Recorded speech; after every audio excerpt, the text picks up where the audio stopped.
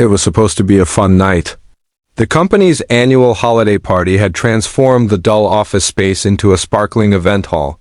Fairy lights hung from the ceiling, a DJ blasted retro hits, and employees laughed loudly, sipping wine and dancing like their lives didn't depend on spreadsheets and deadlines. Jack sat at the edge of the crowd, nursing a soda.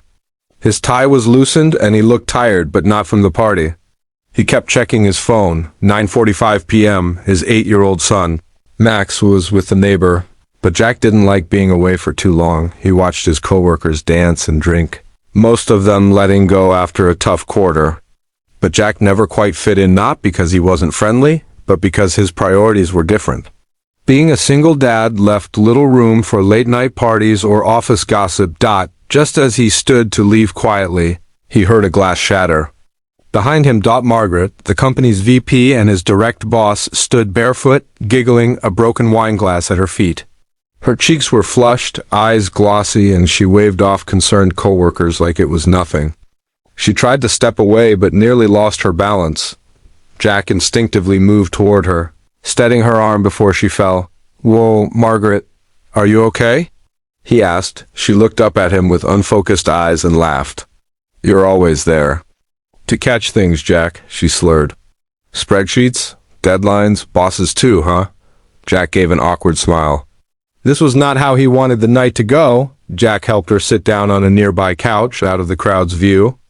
Others had returned to their drinks, assuming someone else would deal with it. That someone was Jack, as always. Margaret leaned her head back, staring at the ceiling. "I wasn't supposed to drink this much," she mumbled.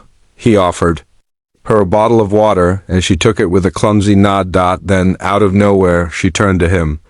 "Jack, can you do me a favor?" Jack hesitated. "Sure?" She looked at him seriously for a moment, then her face softened. "Drive me home? Please, I really don't trust myself to drive tonight. Or anyone else here." Jack froze.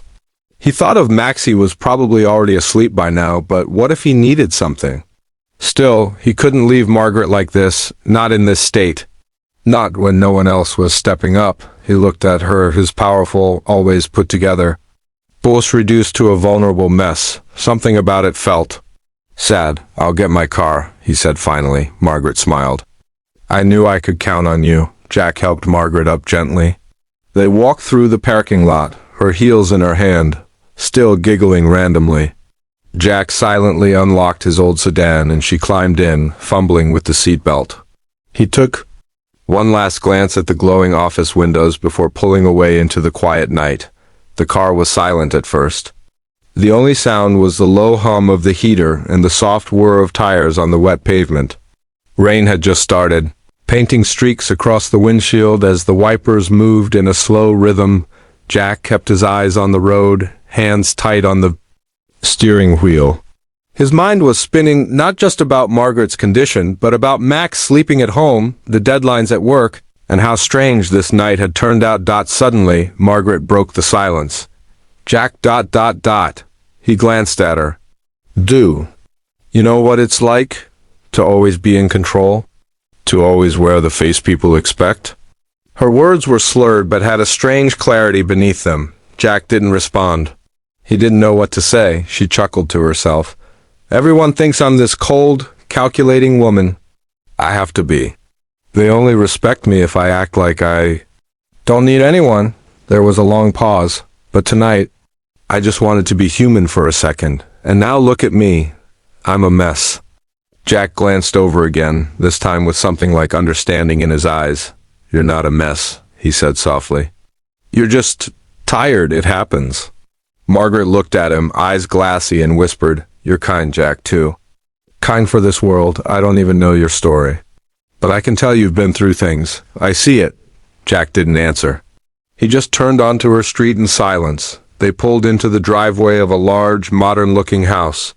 Lights were off. The silence felt heavier now. Jack got out first and walked around to her side. She tried to open the door but struggled with the handle.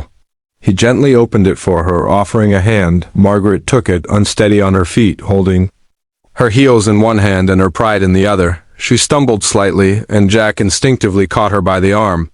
She didn't pull away this time. At the door, she fumbled with her keys, then stopped suddenly and looked at him. You're different, Jack. You didn't try anything. You didn't take advantage. You're not like the others. Jack shook his head. That's not who I am. Margaret looked down for a moment, then met his eyes again. You should have been more selfish. Maybe you'd be farther in life if you were. Jack smiled faintly. Maybe, but I like who I am. She looked at him, visibly moved, then leaned forward just slightly. Jack tensed, unsure of what was about to happen, but she didn't kiss him. She just rested her head briefly on his shoulder and whispered, "Thank you for being safe." Then she pulled back, unlocked the door, and slowly stepped inside. The door closed gently behind her. Jack stood in silence for a moment, then turned and walked back to his car. The next morning, sunlight streamed through the bedroom window as Jack rubbed his eyes awake. The alarm hadn't even gone off yet. Rare, peaceful moment in a single dad's life. He glanced over at the other side of the bed, empty, as always. Then he looked at the photo on the nightstand, him and his son, Max, smiling with ice cream cones on a summer day. That photo always gave him strength, but peace didn't last long. His phone buzzed. New message. Jack, don't come into the office today. I need to talk to you privately. Margaret, his heart skipped. What? Jack sat up straighter, mind racing. Had something happened last night? Did he do something wrong? Did someone see him drop her off? Was she embarrassed? He replayed every moment in his mind, how he helped her into the car, how she spoke so vulnerably, how she rested her head on his shoulder. Nothing inappropriate happened, but still, she was his boss. And bosses don't forget. He walked through his apartment nervously, holding coffee but not drinking it. Max sat at the kitchen table eating cereal. Dad, are you okay? Jack fake smiled. Yeah, bud, just work stuff. He tried calling her. No answer. He texted, everything okay? No reply. Jack stared at his phone for what felt like an hour. His chest felt heavy. Was this how he was going to lose his job? An hour later, he received a reply. Can you meet me at Cafe Monroe? 10 a.m. please. Jack arrived early. He sat at the corner booth, hands folded, sipping bitter coffee and watching the door like a detective waiting for a suspect. Then she walked in. Margaret. No heels, no makeup, hair pulled into a bun. She didn't look like a boss today. She looked like a real person. She spotted him and walked over slowly. Jack stood slightly as she approached. Then they both sat down. She said softly, I remember everything from last night. Jack's heart sank. I was drunk but not blacked out. I remember how you didn't take advantage. How you didn't even hesitate to help me. Jack stayed silent, unsure where this was going. I've been in that situation before. With men who acted like nice guys until they had the upper hand. You didn't? That meant more than you know? Jack finally relaxed just a little, but still looked confused. She smiled gently. Do you know how rare people like you are in this world, Jack? Honest, kind, solid. I've been watching you at work for months, the way you put your son first. The way you never complain. You're underappreciated. And I want to fix that. Jack blinked. What do you mean? I'm offering you a promotion, team lead, better pay, flexible hours. You deserve more. Not because of last night, but because of who you are. Jack stared at her, stunned. She pushed a folder toward him with an offer letter. His eyes widened. It was real. Jack didn't know what to say. For once, life wasn't punishing him for doing the right thing. He smiled, a real, full smile. Thank you, she smirked. Just don't expect me to get drunk again to give you a raise. They both laughed. Jack walked out of the cafe into the sunlight and pulled out his phone. He called Max. Hey, buddy, guess what?